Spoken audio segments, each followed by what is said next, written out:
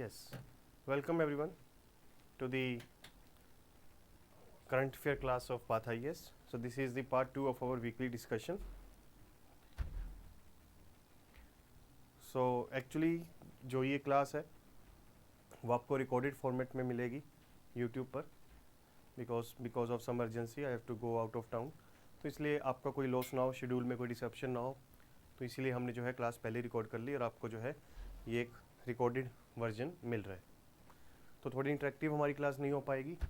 आपके जो कोई डाउट्स हों आप कमेंट बॉक्स में लिख देना, आई विल रीड इट, और आपकी जो डाउट्स होंगे वो मैं नेक्स्ट लेक्चर में जो कि हम लाइव करेंगे सैटरडे को उसमें एड्रेस कर दूंगा। ठीक है। So before I start I wish you all a very good morning. So I think we should start the class. So first topic of the day is windfall tax. Windfall tax.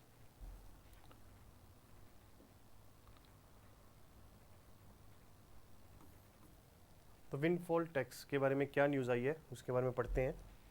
तो आपके paper 3 economy का part है। तो हुआ क्या कि government of India ने petrol और डीजल और एटीएफ यानी एविएशन टर्बाइन फ्यूल पे जो विंडफॉल टैक्स लगाया था उसको कम कर दिया, उसको रिड्यूस कर दिया। ठीक है। तो ये न्यूज़ है। तो ये आपके पेपर 3 इकोनॉमी का पार्ट है। So let us understand what is this. तो पहले आपको विंडफॉल टैक्स पता होना चाहिए, उससे पहले आपको पता होना चाहिए विंडफॉल गेन। विंडफॉल गेन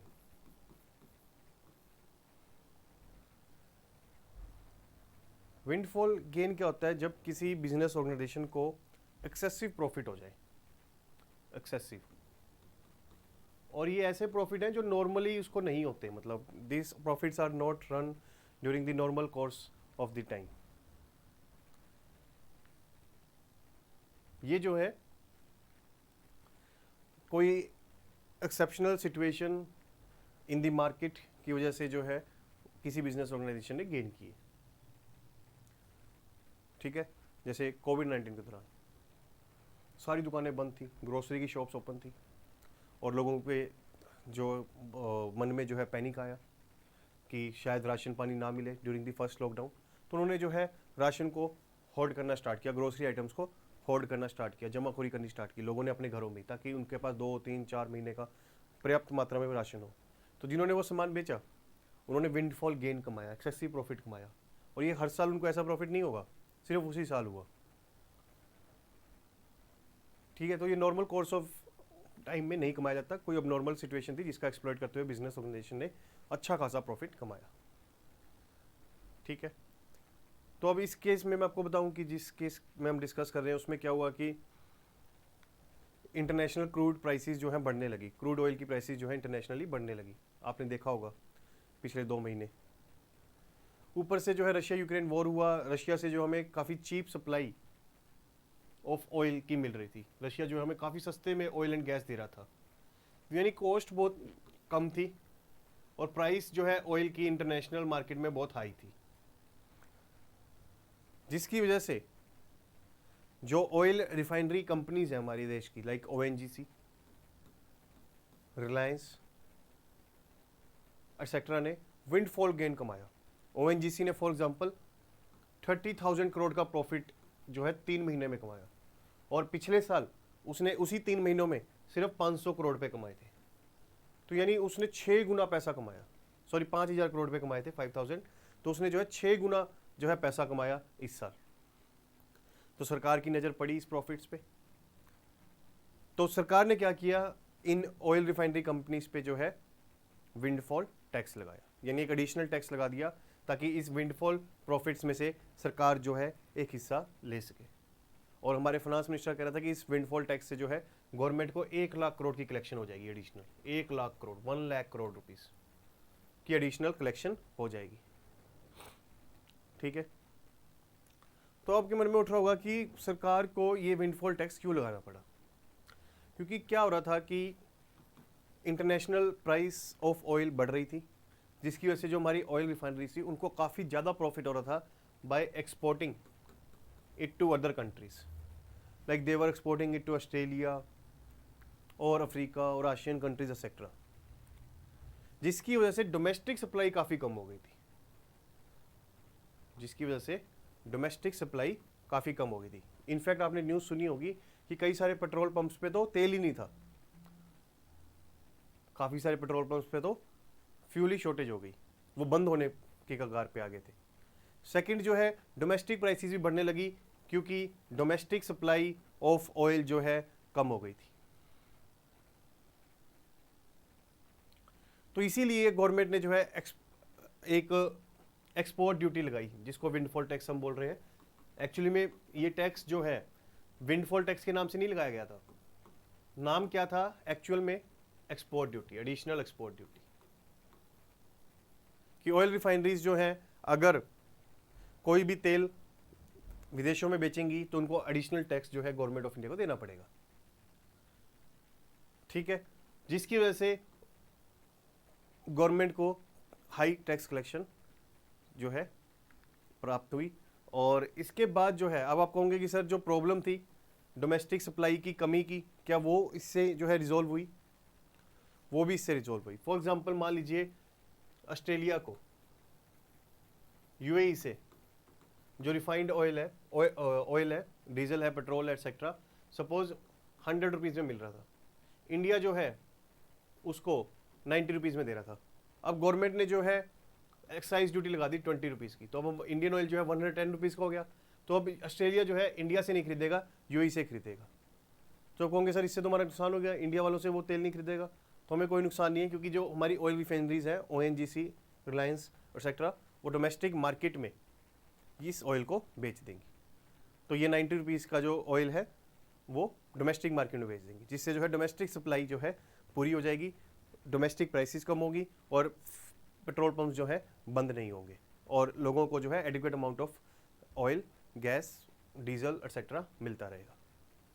तो यानी एक तीर से कई शिकार किए गवर्नमेंट ने, डोमेस्टिक प्राइसेस को कंट्रोल कर लिया, डोमेस्टिक सप्लाई को इंश्योर कर लिया और खुद को भी मुनाफा कर लिया थ्रू विंडफॉल टैक्स। तो मैं एक बार फिर से बताना चाहूँगा कि विंडफॉल टैक्स के नाम से जो है टैक्स नहीं लगाया गया था, नाम किस नाम से टैक्स लगाया गया था? Additional excise duty. लेकिन ये था क्या? Windfall tax. क्यों? जैसे कि हम बोल देते हैं ना डायरेक्ट टैक्स। अब डायरेक्ट टैक्स में तो बहुत सारे टैक्स आ जाते हैं, income tax, corporate tax etcetera. ऐसे इनडायरेक्ट टैक्स में बहुत सारे टैक्स आ जाते हैं, excise duty, value added tax, sale tax, GST etcetera. तो ये सारे इनडायरेक्ट टैक्स हैं। तो ऐसी विंडफॉल टैक्स जो है कोई भी टैक्स हो सकता है, चाहे in the form of income tax हो सकता है, कॉर्पोरेट टैक्स हो सकता है, एक्साइज ड्यूटी हो सकती है, लेकिन इसका पर्पज़ एक ही है कि जो बिजनेस ने एक्सेसिव प्रॉफिट कमाया है उसमें से एक शेयर जो है गवर्नमेंट को भी जाए, ताकि गवर्नमेंट उस पैसे का इस्तेमाल for the welfare, for the infrastructure development, for the industrialization of the economy के लिए कर सके, ठीक है। तो ये विंडफॉल टैक्स जो है गवर्नमेंट ने जुलाई के फर्स्ट वीक में लगाया था। अब क्या है कि इंटरनेशनल प्राइस ऑफ ऑयल कम हो गई है, इंटरनेशनल प्राइस ऑफ ऑयल कम हो गई है, जिसकी वजह से अब हमारी oil refineries like ONGC, Reliance etcetera को कोई इंसेंटिव नहीं है कि वो एक्सपोर्ट करे। वो पसंद करेंगे कि डोमेस्टिक मार्केट में इसको बेच लेते हैं, क्योंकि ज़्यादा कोई प्रॉफिट विदेशों में बेचने से नहीं हो रहा, ठीक है।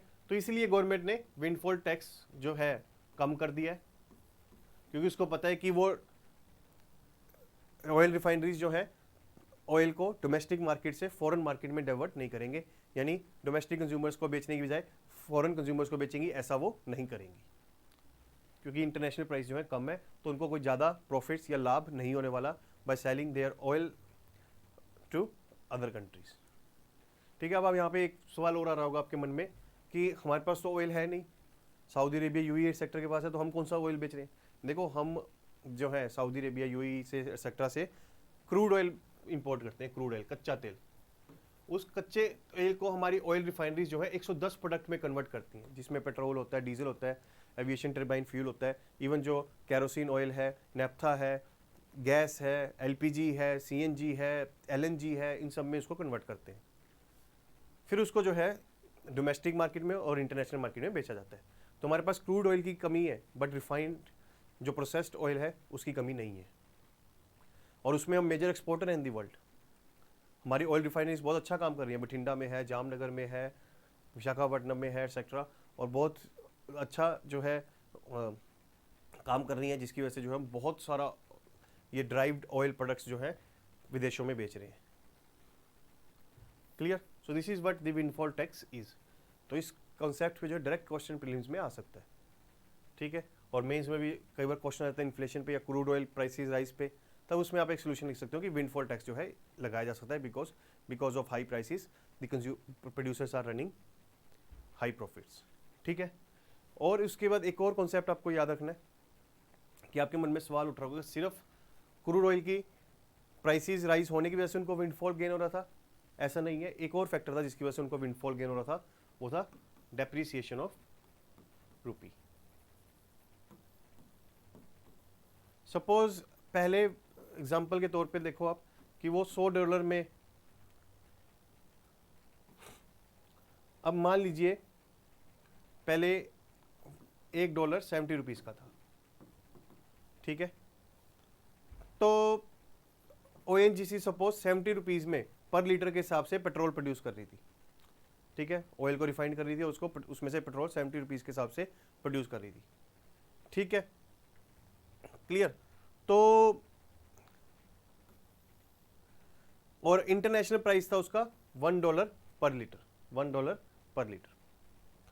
अब इंटरनेशनल प्राइस सपोज $2 होगी, international price of the crude oil $2 होगी सपोज। तो अब ONGC को जो है कॉस्ट ऑफ प्रोडक्शन सेम है of producing the petrol, but अब उसको $2 मिलेंगे, यानी उसको 140 रुपीज मिलेंगे।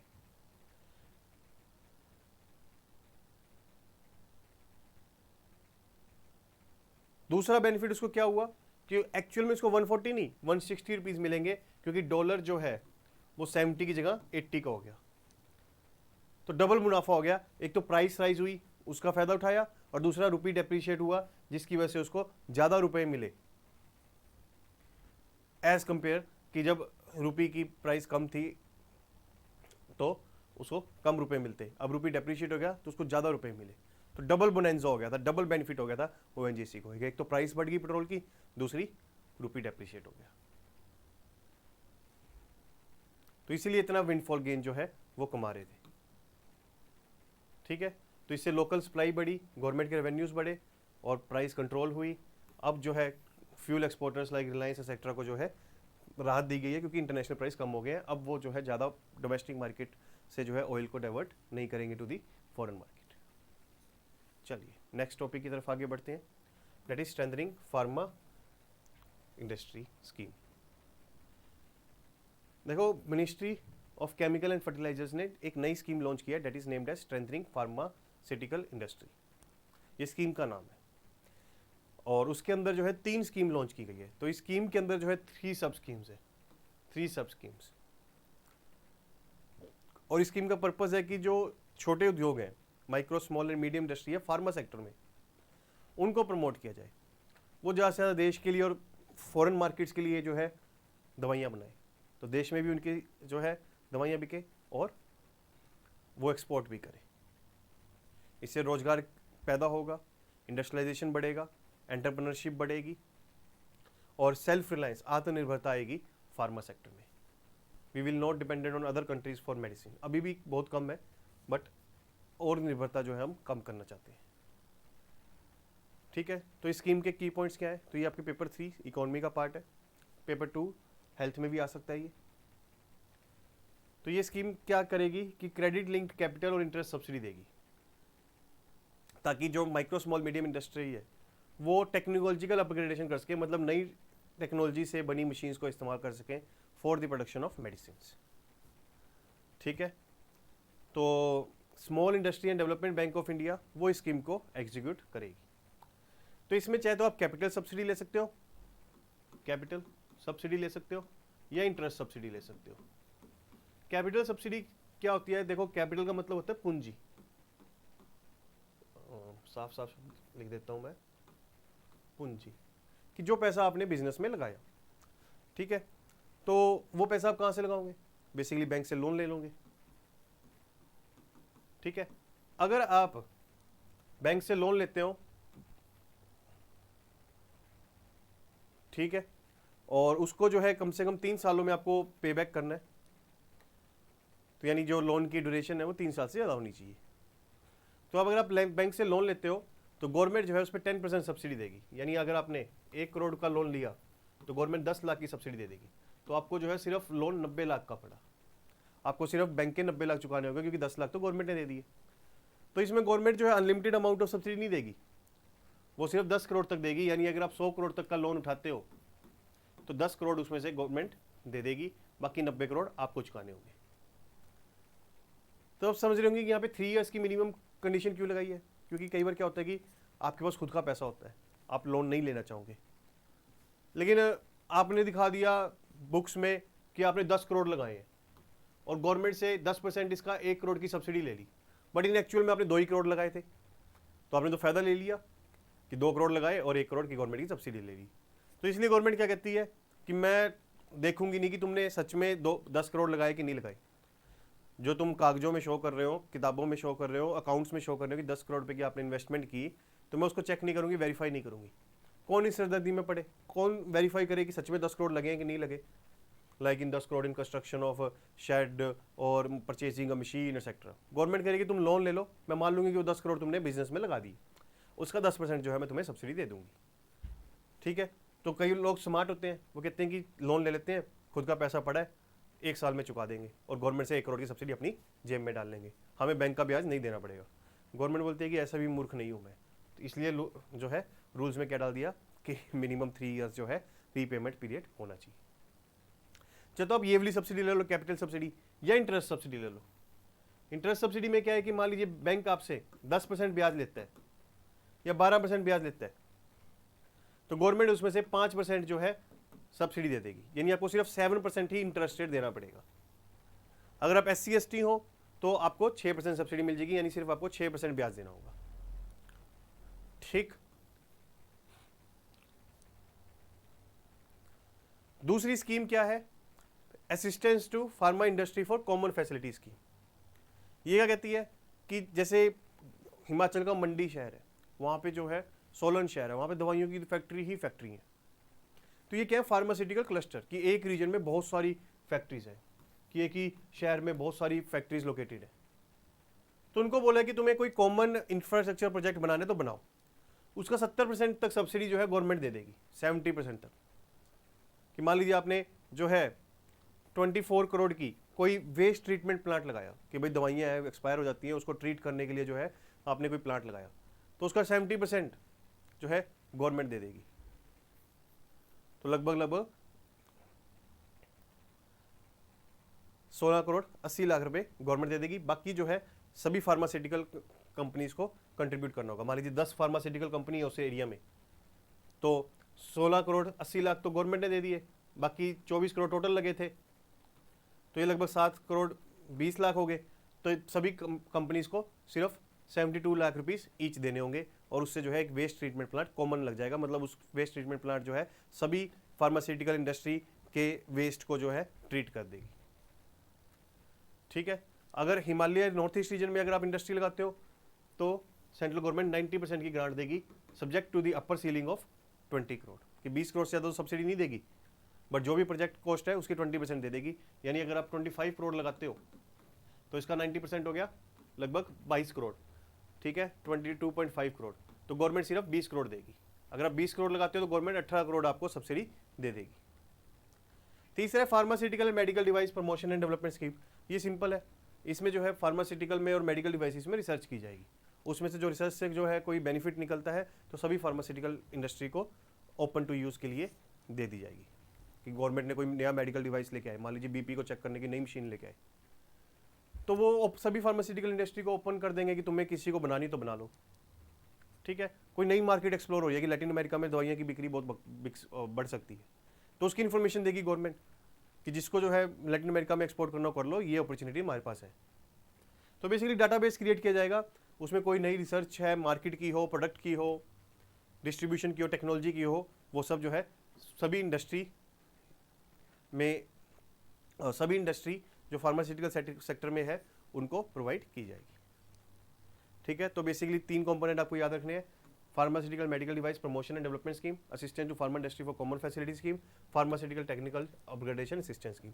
तो टेक्नोलॉजिकल अपग्रेडेशन में नई मशीनरी लगाने के लिए पैसे देंगे, कॉमन फैसिलिटी डेवलप करने के लिए दूसरी स्कीम में पैसे देंगे, और रिसर्च वर्क करने के लिए तीसरी स्कीम में पैसे देंगे। तो ये 3 जो है फोकस एरिया जो है इस स्कीम के हैं, technological upgradation, common service facilities and research and development.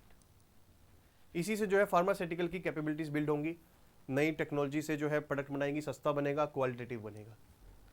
Common facilities होंगी तो कोई टेस्टिंग है, मान लीजिए लैब टेस्टिंग है या वेस्ट मैनेजमेंट है, या मान लीजिए कोई रॉ मटेरियल बनाना है, तो उसकी कॉमन फैसिलिटीज़ बना लेंगी और सब पूरी के पूरे क्लस्टर में रहने वाली इंडस्ट्रीज़ को फ़ायदा होगा। तो कॉस्ट कम आएगी उनकी, एक तो सभी को अपना वेस्ट वाटर प्लांट लगाना पड़ता, एक कॉमन हो गया तो सभी की कॉस्ट कम हो गई। तो इससे हमारी क्वालिटी कॉस्ट बढ़ेगी, देश में अच्छी दवाइयाँ हम प्रोवाइड कर पाएंगे और विदेश में भी हम बेच पाएंगे। तो हमारा जो है कोई कंपटीशन होगा ही नहीं कि जिस प्राइस पे जो क्वालिटी हम देंगे वो कोई नहीं दे पाएगा। इवन रिसर्च भी होगी जिसमें नई नई कोई जो है इनोवेशन है वो शेयर की जाएगी विद द फार्मा कंपनीज। तो सिग्निफिकेंस यही है कि इंफ्रास्ट्रक्चर फैसिलिटीज डेवलप होंगी और हम ग्लोबल लीडर फार्मा सेक्टर में बनेंगे। क्वालिटी होगी, प्राइस कंपिटिटिवनेस आएगी, सस्टेनेबल ग्रोथ होगा, रिसर्च एंड इनोवेशन प्रमोट होगी, इन्वेस्टमेंट बढ़ेगी, लाइवलीहुड क्रिएट होगा, एम्प्लॉयमेंट अपॉर्चुनिटीज क्रिएट होंगी, नए प्रोडक्ट्स बनेंगे, and we will emerge as a global leader in pharma sector. इससे पहले भी bulk drug pass scheme government ने चलाई थी, उसमें जो है हाई अमाउंट ऑफ मेडिसिन को प्रोड्यूस करने के लिए जो है बिग इंडस्ट्रीज को प्रमोट किया गया था कि इन पार्क्स में आए, इंडस्ट्री लगाएं और ह्यूज अमाउंट में जो है मेडिसिन को प्रोड्यूस करें। प्रोडक्शन लिंक इंसेंटिव स्कीम भी चल रही है जिसमें गवर्नमेंट सब्सिडी दे रही है ताकि जो एक्टिव फार्मास्यूटिकल इंग्रेडिएंट है, मतलब जो main salt, active pharmaceutical ingredient क्या होता है, जो मेन सोल्ट लगता है in the production of medicine, उसको हम देश में प्रोड्यूस करें, क्योंकि 60% से ज़्यादा एक्टिव फार्मास्यूटिकल इंग्रेडिएंट हम चाइना से इंपोर्ट कर रहे हैं। ठीक है, तो उसको प्रोड्यूस करने के लिए गवर्नमेंट जो है सब्सिडीज दे रही है। देखो पहले भी जो है फार्मास्यूटिकल पर मेंस में क्वेश्चन आ चुका है, आगे भी आ सकता है। क्लियर? तो इसको डायरेक्ट आ सकता है प्रीलिम्स में, और मेंस में आप किस तरीके से इस्तेमाल करोगे कि मान लीजिए फार्मास्यूटिकल पर कोई क्वेश्चन आ जाए तो उसमें आपको सोल्यूशन लिखने, तो आप लिख देना कि रिसर्च एंड डेवलपमेंट प्रमोट करनी चाहिए, कॉमन क्लस्टर्स होने चाहिए, कॉमन फैसिलिटीज डेवलप करनी चाहिए, और टेक्निकल जब अपग्रेडेशन करना चाहिए उसके लिए गवर्नमेंट को सब्सिडीज देनी चाहिए। इंटरेस्ट सब्सिडी दे सकती है, कैपिटल सब्सिडी दे सकती है, और प्रोजेक्ट सब्सिडी दे सकती है, कॉमन रिसर्च फैसिलिटीज डेवलप कर सकती है। तो इस तरीके से आपके एक सोल्यूशंस में जो है पॉइंट बन जाएंगे, काफ़ी अच्छे बनेंगे और आपको अच्छे मार्क्स मिलेंगे। गवर्नमेंट ने स्कीम के बारे में पूछ लिया, यूपीएससी ने स्कीम के बारे में पूछ लिया तो स्कीम के बारे में लिख दिया। ठीक है, क्लियर है? चलिए आगे बढ़ते हैं हम। So next topic of the day is DG यात्रा। डीजी यात्रा तो अगेन पेपर 3 इंफ्रास्ट्रक्चर एविएशन का पार्ट है। ईज ऑफ डूइंग बिजनेस या ईज ऑफ डूइंग लिविंग में भी आ सकता है, गुड गवर्नेंस में भी आप इसको कोट कर सकते हो एज एग्जाम्पल। तो कहीं भी जो है स्कीम को पूछा जा सकता है, या आप कहीं भी जो है स्कीम का रेफरेंस दे सकते हो in your answers. That depends कि यूपीएससी कहाँ पूछती है और आप कहाँ अपनी एग्जिस्टिंग नॉलेज को यूज़ करते हो। तो इसके बारे में समझते हैं। रिसेंटली क्या हुआ, मिनिस्ट्री ऑफ सिविल एविएशन ने डीजी यात्रा प्रोजेक्ट पे कंसल्टेशन की। आप देख सकते हो हमारे ज्योतिराज सिंधिया जो है वो मिनिस्टर ऑफ सिविल एविएशन है, and he is holding a meeting with various stakeholders involve in the DigiYatra project. तो इसी के बारे में समझते हैं।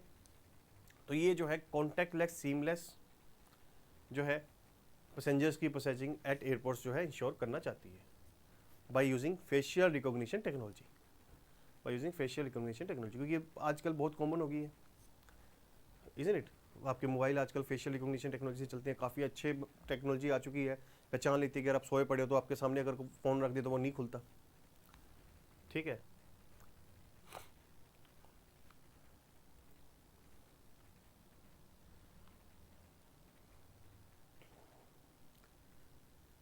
आपकी फ़ोटो अगर दिखा दी जाए तब भी वो जो है फ़ोन को नहीं खोलती। तो इतनी एडवांस लेवल की आजकल फेशियल रिकॉग्निशन टेक्नोलॉजी आ गई है जिसका जो है इस्तेमाल किया जा सकता है to do the passenger verification and validation at the airports. तो इसमें क्या होगा कि देखो, एक पहले आपको डीजी आईडी बनानी पड़ेगी, डिजी यात्रा आईडी बनानी पड़ेगी। वो बहुत सिंपल है, जैसे आप जोमेटो स्विगी में आईडी बनाते हो वैसे ही बन जाएगी। नाम डालना है, मोबाइल नंबर डालना है, ईमेल डालनी है, एड्रेस डालना है, और मेन ड्राइविंग आपको जो है आइडेंटिटी कार्ड नंबर डालना है, जैसे ड्राइविंग लाइसेंस नंबर या आधार नंबर या वोटर आईडी नंबर एक्सेट्रा आपको डालना है। उसके थ्रू जो है फिर डीजी आईडी बन जाएगी। उस डीजी आईडी को ही आपको यूज़ करना है for booking the train, for booking the train. जैसे आप IRCTC में आपकी एक आईडी है, ठीक है, वो भी आपने सिमिलर तरीके से बनाई है, आइडेंटिटी कार्ड नंबर डाला है, ईमेल फ़ोन नंबर डाला है, फिर उसमें आप एक पासवर्ड डालते हो, उसके बाद जो है ट्रेन की बुकिंग करते हो। ऐसे ही आप जो है फ्लाइट की बुकिंग कर लोगे। बुकिंग कर ली, आपको मिल जाएगी टिकट, जिसको बोलते हैं बोर्डिंग पास, जिसको बोलते हैं बोर्डिंग पास, ठीक है। तो इसकी आप चाहे प्रिंट आउट निकाल लो या अपने फ़ोन में रख लो, आपकी मर्जी। तो यानी हार्ड कॉपी सॉफ्ट कॉपी दोनों अलाउड है। इसको लेकर जो टिकट है फ्लाइट की, उसको लेकर आप एयरपोर्ट पहुंच जाओ। एयरपोर्ट टर्मिनल पे सबसे पहले जो गेट होगा वहाँ पे एक बार इसको आपको दिखाना पड़ेगा। मोबाइल में दिखा दो या फिजिकल कॉपी दिखा दो। आपने मान लीजिए बोर्डिंग पास दिखाया मोबाइल में, वहाँ पे एक स्कैनर लगा होगा, वो आपके बोर्डिंग पास में से जो QR कोड है उसको स्कैन कर लेगा। स्कैन कर लेगा तो आपकी स्कैन करेगा तो उसके पास आपकी टिकट की सारी डिटेल आ जाएंगी।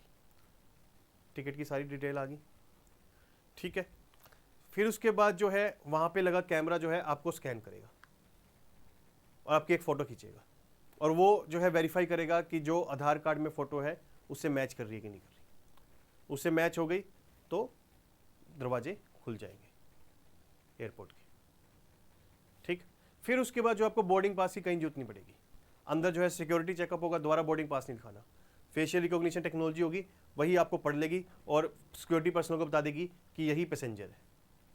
अंदर आपको जो है रनवे पे जाने से पहले अगर चेकिंग होती है तो वहाँ पे भी जो है कोई आपको टिकट निकालने की जरूरत नहीं है। फेशियल रिकॉग्निशन टेक्नोलॉजी आपको पहचान लेगी और बोल देगी यही पैसेंजर है जो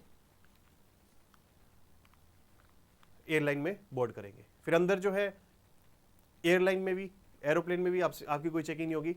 फेशियल रिकॉग्निशन टेक्नोलॉजी अपने आप पहचान लेगी और एयर होस्टेस को बता देगी कि this is the true passenger, genuine passenger, जिसने टिकट बुक की है और जो ट्रैवल करेंगे।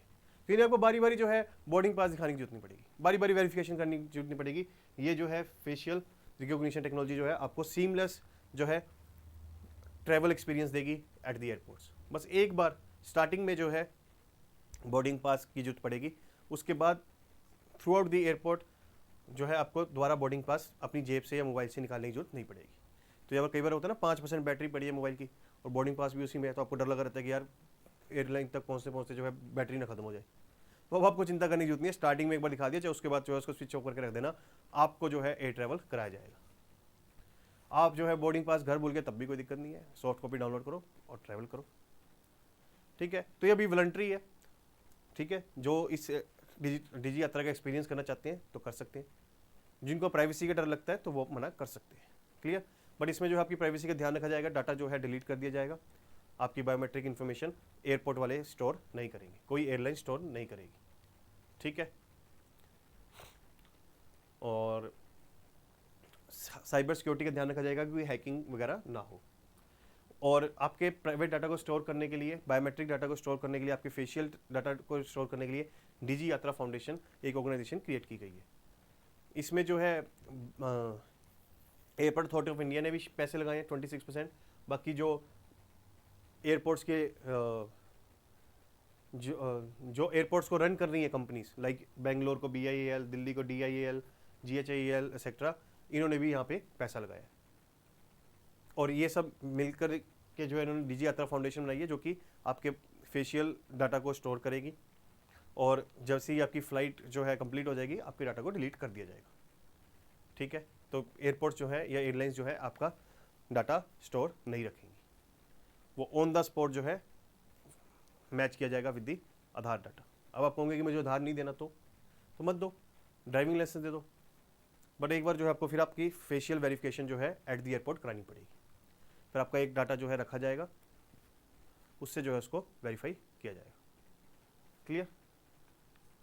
तो यही जो है स्टैंडर्ड सेट करेगी कि कौन सा डाटा कितने टाइम पीरियड के लिए रखा जा सकता है, या पिक्चर क्वालिटी क्या होनी चाहिए एंड ऑल। तो ये सब जो है डिजी यात्रा फाउंडेशन ही गाइडलाइंस रूल्स वगैरह इस चीज़ के बारे में बनाएगी, ठीक है, उसके बाद आते हैं, अब फेशियल रिकॉग्निशन टेक्नोलॉजी का एक और फायदा है कि कई बार एयरपोर्ट पे लोग गुम हो जाते हैं या जानबूझकर जो इधर उधर हो जाते हैं ताकि इनको फ्लाइट ना लेनी पड़े, तो उसमें जो है पैसेंजर को लोकेट किया जा सकता है, क्योंकि आपके पास फेशियल रिकॉग्निशन टेक्नोलॉजी है, उससे पता चल जाता है कि वो उस कोने में बैठा है, उसको रिमाइंडर भेजा जा सकता है कि फ्लाइट चलने वाली है, फटाफट जो है फ्लाइट को बोर्ड करो। ठीक है, तो ये भी इसका फायदा है।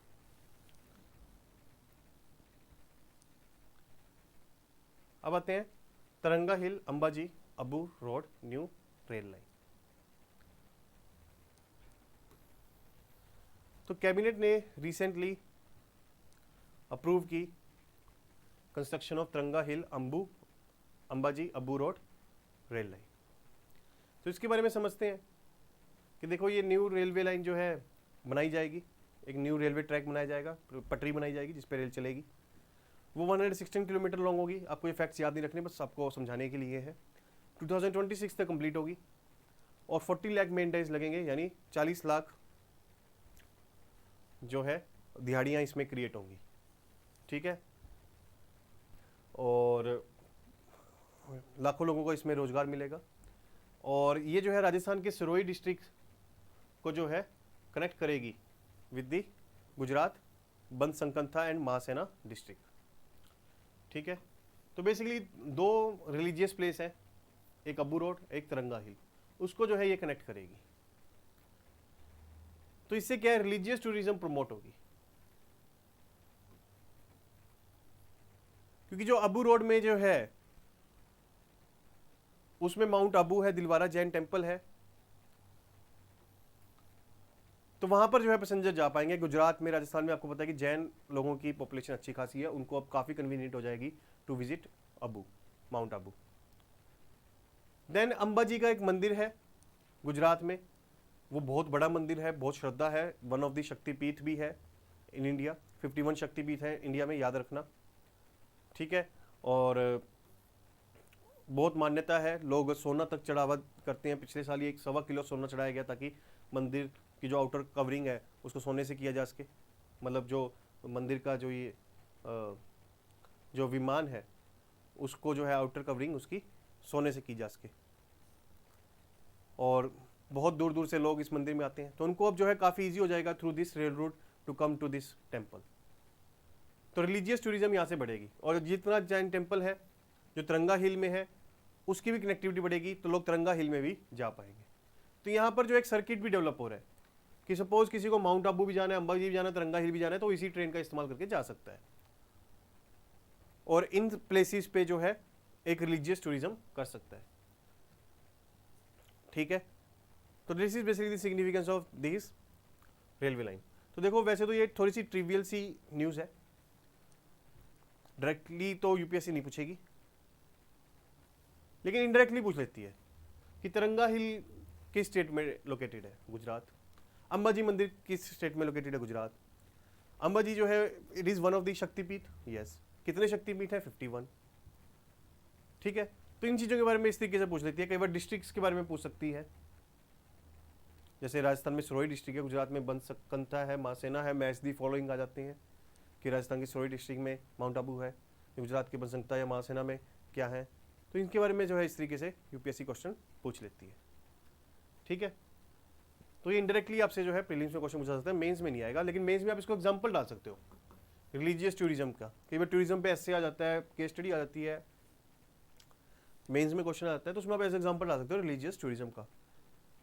उसके लिए जो है आपको railway, air, road connectivity build करनी पड़ेगी between the different Pilgrim sites, जिससे जो है लाखों श्रद्धालु कनेक्टिविटी का इस्तेमाल करके जो है डिफरेंट प्लेसेस पे जा पाएंगे, और उससे जो है लोकल लेवल पे रोजगार भी पैदा होगा।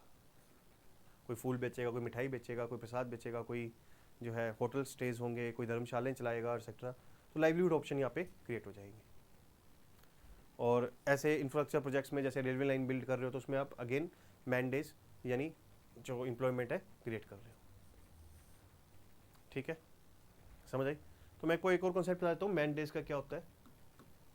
तो मैंडेज का मतलब ये होता है कि ये जैसे 40 लाख मैंडेज क्रिएट करेगी, तो इसका मतलब ये नहीं कि 40 लाख रोजगार पैदा कर दिए, नहीं, इसने 40 लाख दिहाड़ियाँ पैदा करी है कि इस प्रोजेक्ट को कंप्लीट करने के लिए 40 लाख दिहाड़ियाँ लगेंगी। तो मान लीजिए रेलवे जो है 10,000 लोगों को लगा ले काम पे, तो ये कितने दिन में प्रोजेक्ट कंप्लीट हो जाएगा? लगभग 400 दिनों में। अगर रेलवे 1000 लोगों को लगा रही है तो ये 4000 दिनों में कंप्लीट होगा। अगर रेलवे जो है सिर्फ 100 लोगों को लगाएगी तो 40000 दिनों में कंप्लीट होगा। यानी ये 40 लाख दिहाड़ियां लगेंगी टू कंप्लीट दिस प्रोजेक्ट। ठीक है, एग्जांपल के तौर पे मान लीजिए करंट अफेयर हम आपको करा रहे हैं, हफ्ते में 3 बार होती है, तो एक महीने में जो है बेसिकली 12 मैंडेज का काम हो रहा है, लेकिन कर तो मैं अकेला ही रहा हूँ। ठीक है, एक इंसान 12 मैंडेज का काम कर रहा है। क्लियर? मान लीजिए पूरे महीने की करंट अफेयर जो आपको एक ही दिन में करानी हो, तो 12 अलग अलग टीचर हो, 12 अलग अलग टीचर 1-1 घंटे की क्लास ले लें। ठीक है, तो मैंडेज उतने ही है 12, लेकिन अब 12 लोग भी हैं। ठीक, this is how this mandays are calculated. Clear? तो जितने मैंडेज में जो है आप जितने ज़्यादा लोगों को लगाओगे उतने ज़्यादा रोजगार होंगे और उतने ज़्यादा कम टाइम लगेगा टू कंप्लीट द प्रोजेक्ट। चलिए, तो आज के लिए इतना ही। So that's all for today. बाकी कल मिलेंगे लाइव क्लास में, where I will resolve all of your doubts. So that's all for today. I wish you all happy learning and thank you very much to all of you.